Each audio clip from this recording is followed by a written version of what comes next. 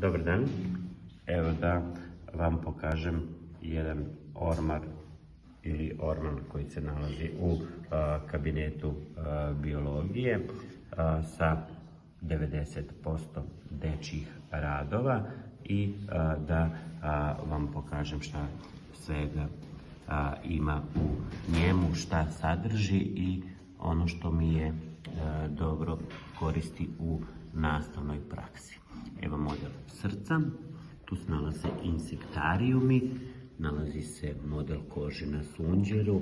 trepljar od sunđera, opet jedan lep primjer insektarijuma, skelet,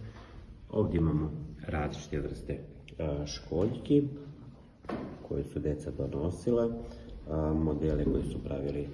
ćelije, opet imamo školjke, evo ćelija od sunđera, tamo imamo škorpiju,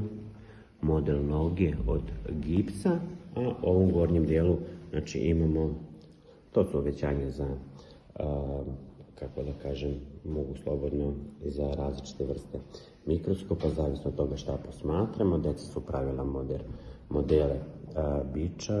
bičara ili evo glene, amebe, evo morska zvezda, kad radimo simetriju, skelet, evo pored ovog trepljara nalazi se i jedan koji je presvučena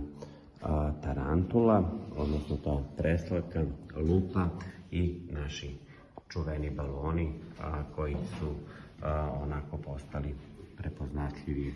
za nastavu biologije.